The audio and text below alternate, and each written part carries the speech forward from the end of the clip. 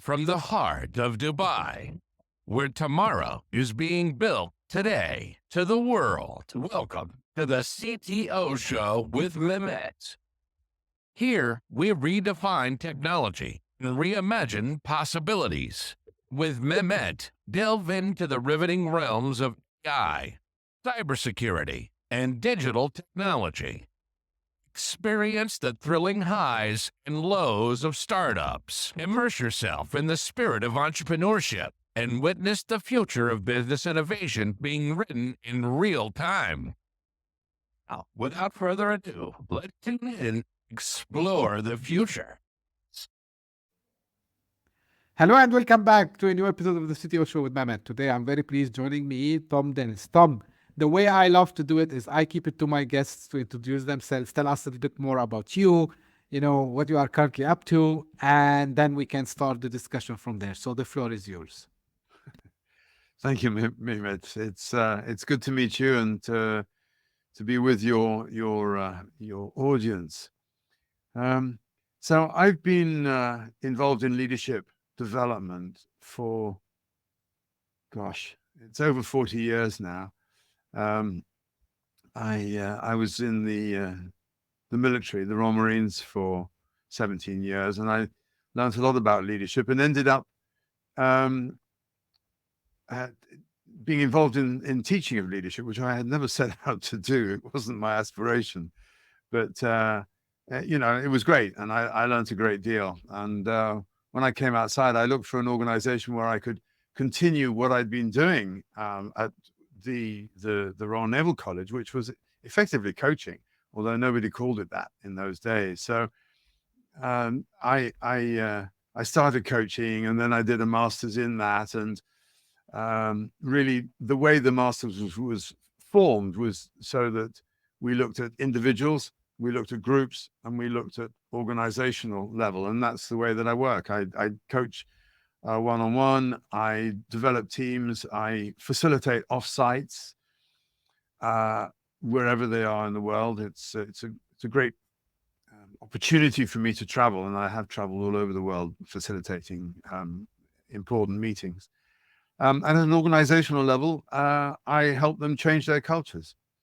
And essentially, I've been doing the same work really for the last 33 odd years with various organizations in various countries. And I've lived in a number of countries and really enjoyed working with different cultures, understanding the differences and what brings us together and what pulls us apart.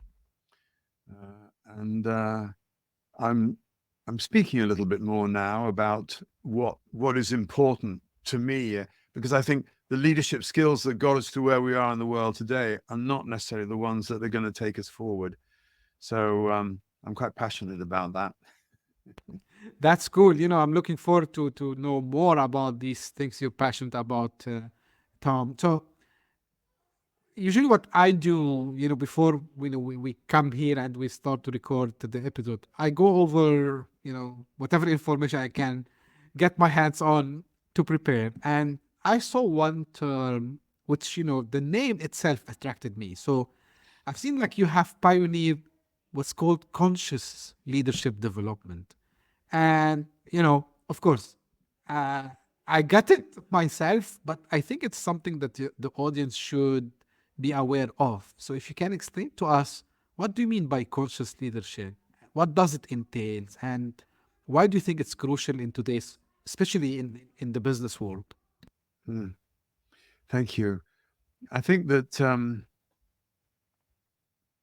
the way that leaders have performed in the past has been, on the whole, really quite directive. You create a company, or you're leading a company, and you have an idea, and what you say goes, and that's the way it happens. And that is a style of leadership, and depending on the quality of and the vision of that leader, you can have some good results. But the world is becoming ever more complex, and there are so many more pressures on leaders today than there were in the past. And so for me, I think what is incredibly important is for a leader to understand their beliefs, understand their values, understand that their conditioning, their life's conditioning will drive the way that they perform and that they interact with other people. And so I think today things like relationships are really important. They probably always have been, but they've taken on a greater weight now, and a sense of responsibility amongst leaders for the impact that they have on their people, on the organization, and of course, increasingly now, their impact on the environment. All of these things are dynamics which mean that the leader has got to understand themselves better. They've got to understand what's driving them, understand when they get really upset, what is that that's making them upset? Because, you know, people tend to take out upset on the person that's nearest to them, and it's very rarely the appropriate place. And so being able to take real responsibility for one's thoughts and one's actions, the way you live out your passions and so on, is something that leaders really need to have a really good handle on. So conscious leadership is that sense of understanding oneself to the extent that when you take decisions, you're looking at, you're aware of where that decision is coming from, much deeper than perhaps, right, let's just do this. Never mind, you know, and I've worked with organizations where I often ask them, you know, when a CEO makes a decision, and I say to him or her, what are the unintended consequences of this? Have you thought those through? And very, very often they don't want to talk about that because they made the decision and let's get on with it. But sometimes taking a moment or two to reflect actually can lead to much better decision making. And that's all part of being conscious in the way that we lead. I got it, Tom. So it's like, you know, just think about the consequences of the decisions, you know, that these leaders would take. It's about, you know, thinking thoroughly and deeply about the, you know, how a decision might affect not only the business, sometimes it might affect, you know, also the lives of the people, you know, whether their income, their economic status, and so on. So yeah, so that's really deep. Now, one thing you kept repeating in the introduction and now also, which also like kind of, for me, I always talk about, you know, the culture of the company, the culture of the company, the culture of the place, you know, even if they are a non-profit organization or profit-based organization, we talk about the culture a lot. And sometimes we hear the word, okay, you know, we should be doing a pivot, we should do a cultural transformation, right? So when it comes to transforming the culture, changing the culture into an organization, what do you think are the most common challenges they face? And, you know, how do you think are the best ways to overcome these obstacles? I think that one of the initial challenges about doing a culture change is the length of time that it takes. Change a culture, really, you've got to be prepared to be working on it for at least 3 years. And in today's business world, honestly, there aren't that many CEOs who last 3 years. So, and that makes it very difficult because it means that the leadership that takes the decision to really fundamentally, right, we really want to change in a particular way, may not be the leadership that sees that journey through. And when a new CEO comes in, they almost always want to make their own mark. and they tend to stop whatever's going on, and that's disastrous. I always, it's one of the first things I do when a CEO says, I want to change my culture. I say, well, how long are you going to be around for? Because we need that continuity and the dedication. If that person is going to move on, that the person who takes over is prepared to work with the work that's been done. Otherwise, you waste an enormous amount of resource, and what's more, you create a lot of cynicism in the organization. If you talk to middle managers in many organizations, they will say, oh, yeah, we had a new initiative, but these come down from the C-suite pretty regularly. So all we do is whenever one comes down, you say, right, keep your head down. It'll last about 6 months, and then it'll fade away. So if you just keep your head down, it'll be all right. And actually, we won't have to change anything. And what that highlights is the resistance, the natural human resistance to change. Lots of people say, "Oh, I love change, and I'm all for change. I really enjoy it." I'm not sure that's always true. It's an easy one to say, just like an awful lot of managers tell you that they're really good listeners when they're not. I think that it's really important to think that through. And then in terms of changing a culture, you've got to be willing to look at the leadership in the eye and say to them, right, you want to change the culture. The culture is driven from your office. So that means the first place we've got to look in terms of changing the culture is how you are and how you are behaving, and the culture that you are creating by what you're doing. And that can be an uncomfortable conversation. Obviously, it's a fantastic one if the CEO has the courage to say, yeah, I get that. I'm so passionate about making a success, making the profit, growing, whatever it is. That's brilliant.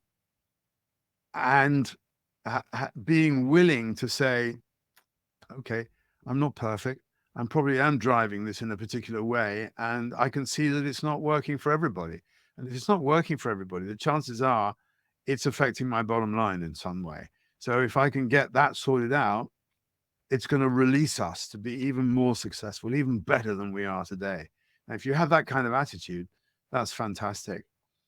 And then you can do some work. But culture is driven from the top, not uniquely, but it is driven from the top, and it pervades everything. So we've really got to, I always say, when I come in, I like to look under the carpets and behind the wallpaper, and see where these things are really ingrained, and what is the what's the benefit to people to keep it the way it is, so that we can start to work with that and bring about something that's more positive. Absolutely. It makes a lot of sense to me. Now, continuing a little bit into the same space of, changing culture and strategies.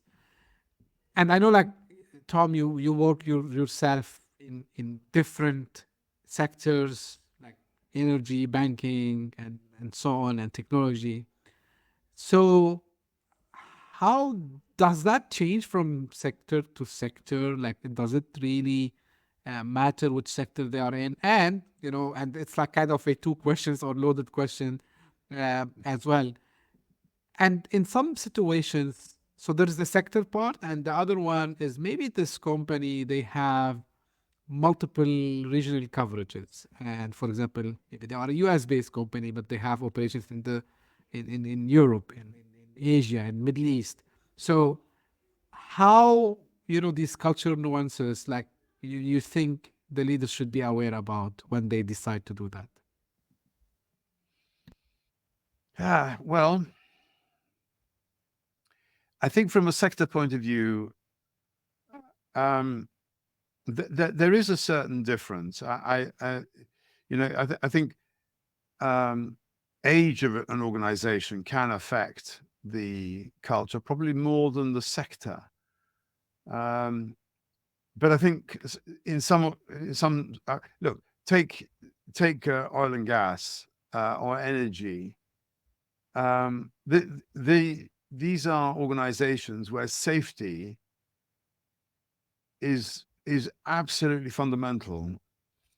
And over the years, they've learned that in order to have, for instance, a safe oil rig, I worked in refineries, I worked with oil drilling companies, and the culture of, I never forget getting into a minibus. We'd been I'd been running an offsite all day, and the leadership team, we got into a minibus together, and the lead, who was the CFO actually, got into the seat next to the driver, and the driver was about to drive away, and the CFO goes, "Stop," and he turned around to everybody and said, "Has everybody got their seatbelt on?" Now, that was so deeply ingrained in the culture. It's like you're not allowed to walk down the stairs unless you've got a hand on the hand rail. Things like that, which in most organizations, what, no, for goodness sake, we're all grown ups. But that's because safety isn't so ingrained. So in some ways, there are differences, and of course the speed that people work at in some sectors is a lot faster.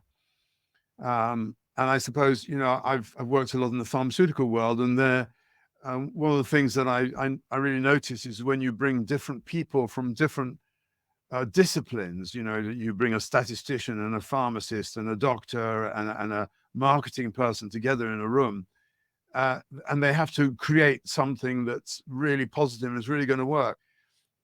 A lot of organizations, they're more siloed, and so you don't get that cross-functional need to be really effective and efficient. So I think one does come across differences across different organizations, but at the end of the day, we're dealing with human beings, and from that point of view, it's completely the same. But I think where you've got tech, or you've got engineers, or you've got accountants, all of these tend to be sort of more left brain, more logical thinking people, as opposed to when you're in a business that's sort of a music business, or another business where there's creativity. Fashion, for instance. I've worked with some fashion houses. There, the atmosphere is very, very different. It's great, actually. I love the way things are different in that sense. I've forgotten, you asked me a second part of that question. Yeah, so it was about, the different regions, different cultures. Yes, from different regions. Well, of yes. course, that is important. And I think that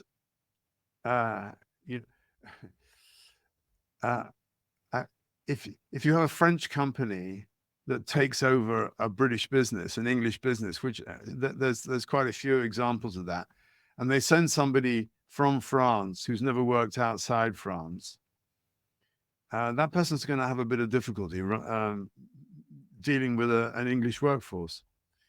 I've worked with a Japanese robotics company that set up a site in the UK.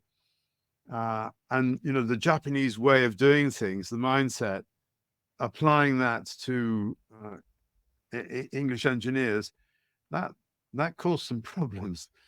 And I think sometimes the US, the Americans, when they come over to Europe, or actually anywhere outside of the US, depending on their experience, can often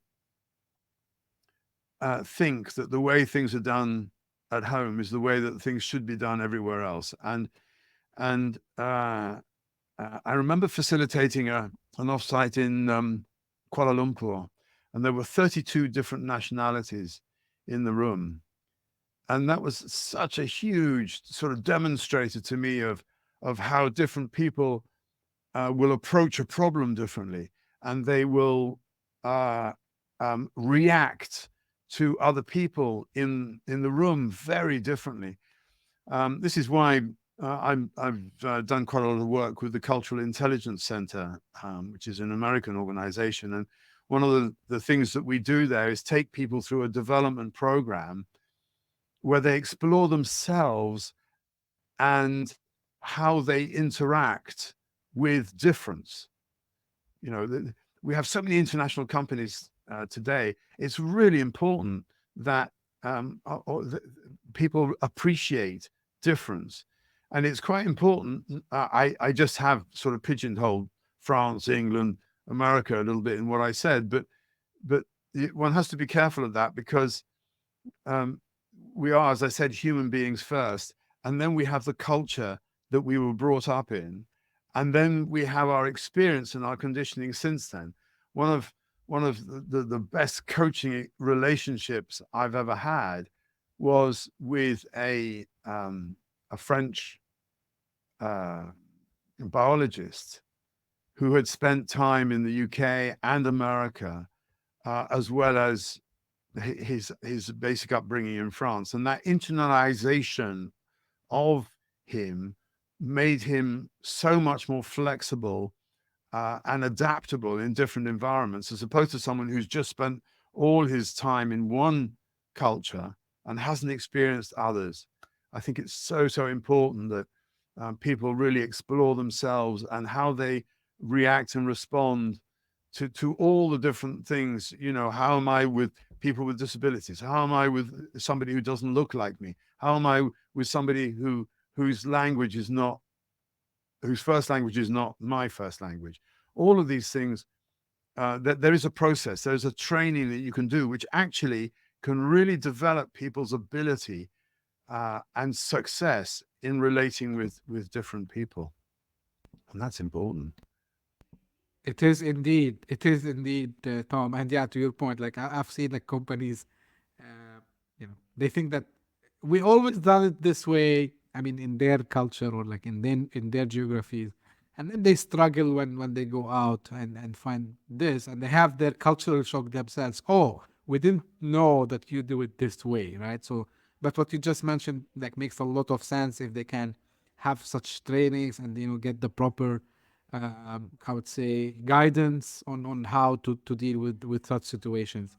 Now, one thing which related a little bit to not only cultural shifts actually, and I'm sure like leaders usually they have to do it maybe on daily basis, and maybe they themselves they find they found themselves inside that, which is conflict resolution, right? So one of the things, whether you have a small business, big business, doesn't matter. You are a startup or an established company. So conflict will happen. And I know like this is one of the things that also you focus on in your work, Tom. So I know we can go a lot here, but what are like some of the techniques that you find most effective when, you have these high stakes situations, because it's like a significant conflict. Maybe it's affecting big projects, big decision, maybe between the founder and the investor, between, different people. Yeah, it's I remember going to Cameroon once, and there was an oil rig in refit, and there were 3 teams involved. There was the dockyard team, there was the project team, and there was the rig team. And each of them had their own agenda, and each of them were doing their own thing, with the best intentions, of course. These things always come from the best intentions. Well, normally. But it was a disaster, and it was costing, I mean, literally millions of dollars extra over and above what the project had been projected to cost. And so I had to sit down with them all. And actually, I had another example of that a few years before that, where you may remember there was a fire in the tunnel under the English Channel between Yeah. England and France, there was a huge fire, and they had to get that cleared fast because no trains were getting through, and it was costing them an absolute fortune every hour that the trains weren't running. And somebody said, right, let's get this refurbishment team, and I suppose we better have some French and some English people involved in this because it's the entente cordiale and getting this to work together. And the French were ostensibly in the lead, and they didn't speak English. And the English people had their own opinions, and they didn't speak French. And they were supposed to be getting on and under huge pressure to get this job done in the shortest amount of time. So it happened that I spoke both languages, so I got these people in a room. I mean, that's the first thing. Let's get people in the room. And then the next thing is get them to listen to each other. I think when people get very upset, they're much more interested in somebody else hearing them as opposed to them hearing someone else. So creating a space which fosters listening, and also establishing a common objective where everybody can say, yeah, that's where we're going. If we can get that common ground and then start listening to each other. So often people say, oh God, I didn't really, I can see where you're coming from now. You get that sort of opening of conversation, and from that you can build. But you have to establish safety and a common objective, and then this willingness to listen, and then you can work from there. So it's open communication, you mean, Tom? Like, have the communication open, try to understand the other side, how they are, as you said, like where they are coming from, what's their point of view, and then, things can get better. Now, you mentioned a couple of times about, the offsite, and I believe you're referring to some of these like executive retreats, right? So, what makes, strategic planning retreat or transformational development workshop in your opinion? Because I know like also you organize that a lot. Because, I've interviewed once, someone was saying like this should be planned in a way. And another time I spoke to someone else, he was telling me it should be designed in this way. So a lot of thoughts about what's the best way to have a strategic planning retreat, or what it's sometimes called transformational development workshop. So what's the best way to plan these events, and what outcomes you believe, the executive should expect from these? That's a great question. It's a big question, though. There are different ways. I've just been talking to an organization, and they're looking for a facilitator for a 2-day event in July. And he said, well, how would you do this? And the first thing I had was a whole bunch of questions for him, because actually it's the preparation of these things which is absolutely key, fundamental. So the first thing for me is to understand whose meeting this is, and it might be the CEO, it might be a CFO in a large organization, or a departmental head, whatever. But typically, let's take a CEO. What I'm interested in is what that person wants to get out of this meeting, and they may have some ideas, and they may actually not be quite as sure as they think they are. So that's something that I really like to work through with them. When you walk out of here at the end of whatever it is, 2 days, 3 days, 4 days, what do you want to have changed? What do you want to have learned? What do you want to have communicated? What do you want to have decided? It might be setting a new vision for the organization. It might be defining the purpose. It might be just saying, right, what's this year's strategy? Or it could be just a group of people all reporting in together and learning where they each are in their sales process or whatever. I mean, there can be many reasons to bring people together, but let's establish the objectives first off. And what I tend to do then is I do two things. One, I want to know what can't be discussed, because quite often there are issues which are going on, but the CEO doesn't want that particular thing to be addressed because it's a sideline from where that he or she is really wanting to stay focused. Now, I may challenge that because the dynamic of how strong that other side is may really negatively affect things. But we agree on that. And then I need to understand who's going to be in the meeting, because I want to understand what they're bringing in, because all of them tend to have their own aspirations and their own agendas. So I like to speak to, if it's a C-suite team, for instance, I'll speak to them all. If it's a larger meeting, 20 or 30 people, then I'll just find out who the key people are. And if they come from different parts of the world, it's quite useful to speak to them so that I can get a sense of the different dynamics coming from different parts of the world. And what I'm looking for is, as I say, the unspoken.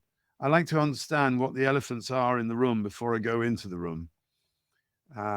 And ideally, I would have discussed those with the CEO so that we can agree how important these things are and where they fit into the whole agenda. So I then plot out an agenda, normally these things are residential.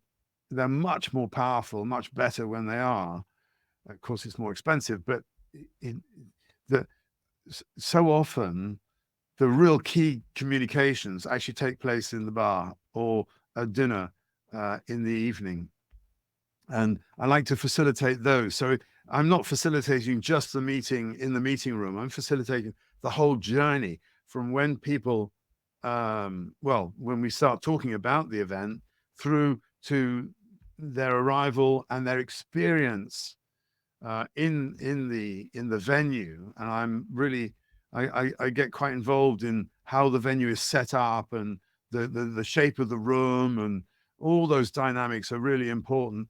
And then how do we disperse, and what are the commitments after that? Because very often an organization will say, yeah, we want our offsite. And I say, right, where's the follow-up? Because you're going to come out of this, your tails are going to be up, you're going to be really upbeat and happy and motivated. But then people are going to get back to their office and there'll be this mound of work they've got to do because they've been away. And a lot of that good feeling dissipates very quickly. And if people have made undertakings to do certain things after the meeting, how do we make sure that they are supported in order to do that? It's not about cracking a whip necessarily. It's about it's the reality of how things are. So how can we make the best out of those objectives? How can we make sure that people have ownership, responsibility, accountability?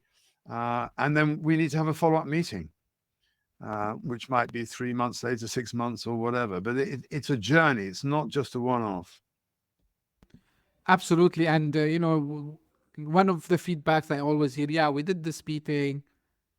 Yeah, big talks, big promises, but nothing happened later. And the main reason was maybe the goal was so ambitious, like no one could actually do it. Or to your point also as well, there was no proper follow-up after that meeting. So 100%, I've witnessed it myself also from this perspective.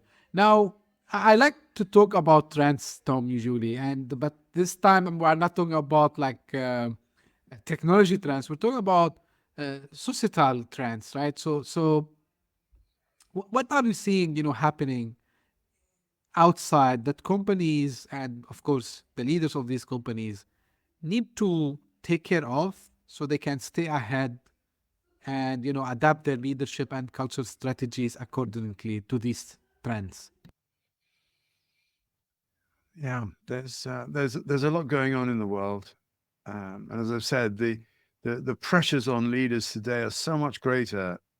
Well, is that true? I think people might argue with me on that.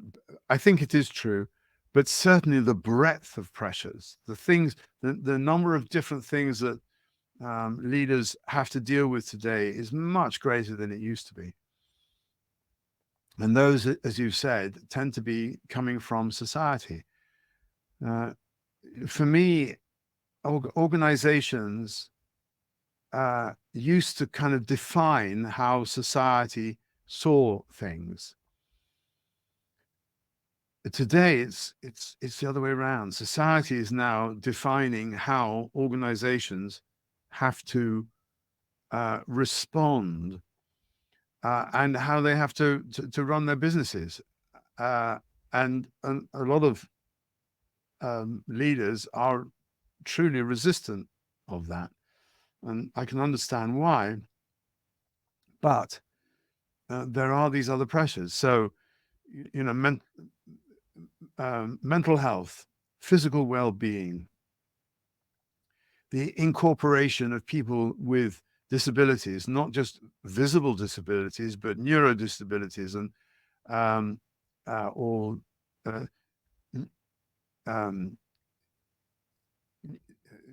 the variety of neural sort of setups that people have.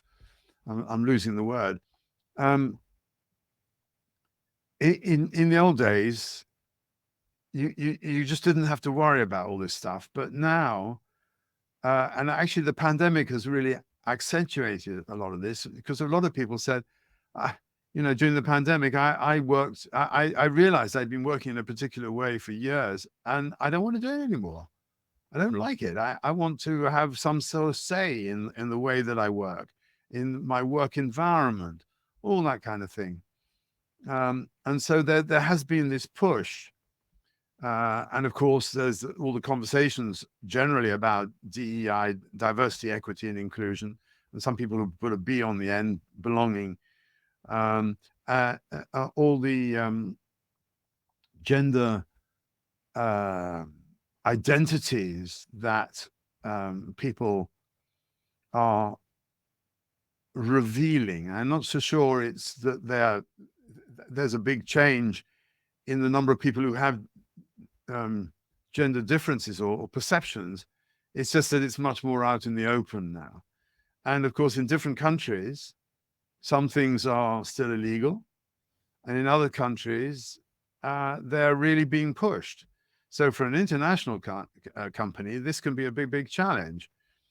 So again, these are, I remember many years ago, coaching a CEO of an engineering company, and this person knocked on the door and came in and sort of gave the managing director a piece of paper and then walked out, and he explained after this person, who was clearly a woman but was dressed more as a man, he explained that from the following Monday, I can't remember the names, but essentially she had said, I wish to be addressed as a man, not a woman. So this managing director had never come across anything like this before. And so we had a good conversation about, well, how do you deal with that, and how accepting are we? And because he really wanted to be accepting of this change, but how could he deal with that, and how could he sort of manage all the different reactions that would come from all the different people in the it was a factory. So it's tricky. It's tricky to deal with that, and if you can't just brush it under the carpet. You can't just say, "Oh, it doesn't exist." human beings are, we're all different, and thank God we are. But how do we create the space for difference? And I think that, in a nutshell, is one of the real challenges of leaders today. How do we deal with difference? Absolutely, Tom. And I think this is top of mind because, to your point, maybe I'm repeating some of the things you mentioned, and but I need to highly agree with you, especially on the point when you mentioned the pandemic. It changed the way people look at how they do things, because they took some. While a lot of people see it negative and lockdowns, of course, no one can disagree with this. But what happened, it also gave people moment of reflection on the way they do work. And I agree highly with you that there was this moment of reflection. Hey, 1 second, why I'm doing this? It can be done in different ways. So, and of course, this is a continuous challenge. Now, as we always come to an end, and I want to hear from you, Tom, because as I was telling you before we started, we focused a little bit on first time on founders of startups, but they need the leadership and they need, of course, to deal with all this. So if you want to leave us today with words of wisdom for these people who are becoming leaders today, they are leading, a startup, but maybe in a couple of years they will become a big company, maybe they will become a unicorn, who knows? So leave us with this, final advice from your side for these future leaders. Thank you.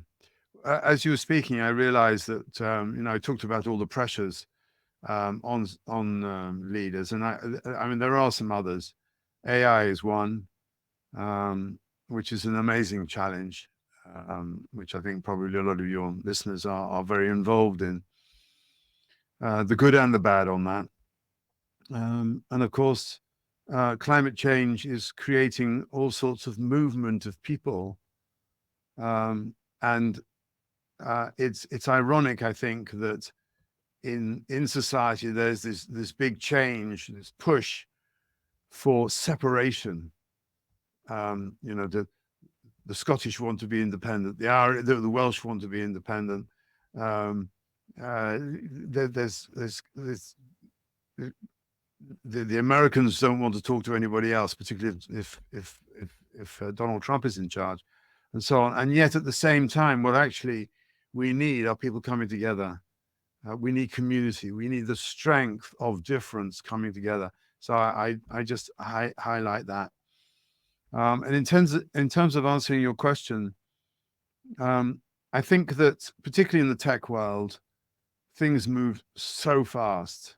You've got really bright people who think incredibly fast, and they're always looking for the next thing. Let's go, let's move, and they're working incredibly long hours. They're really passionate, and I think sometimes we lose sight of where we're going. And my organization is called Serenity in Leadership. It's not it's not by mistake that. I think sometimes we do actually have to give the space to breathe and reflect. And in terms of people coming together, if somebody comes into your office and they have a problem or they want to discuss something, are you able to switch off the screen, push the keyboard away from you, have a clear space on your desk and look across from that to that person and say,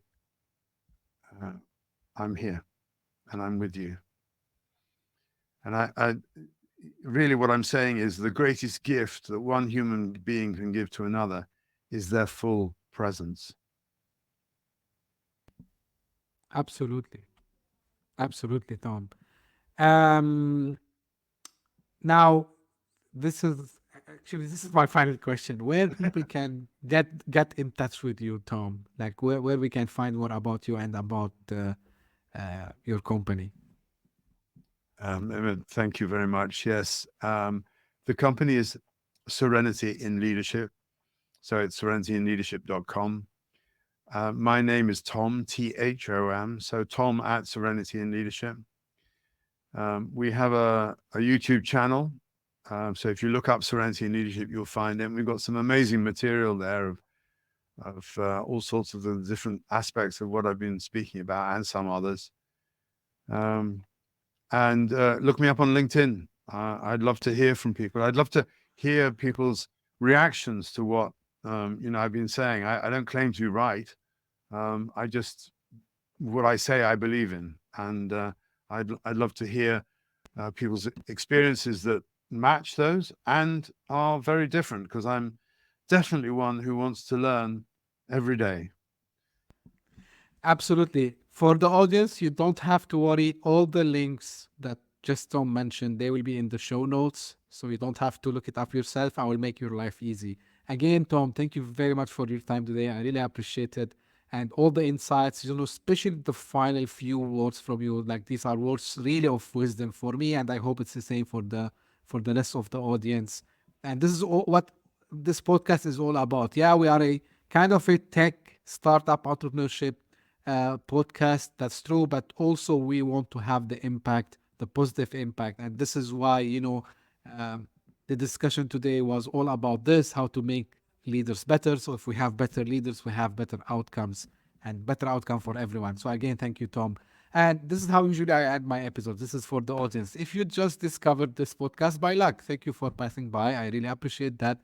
If you did so, please don't forget to subscribe and share this podcast with your friends and colleagues. And if you are one of the people who keeps sending me their suggestions, comments, and so on, thank you for doing so. Please keep doing that and keep sending me your suggestions. Whether I'm doing something good or bad, I would love to hear it.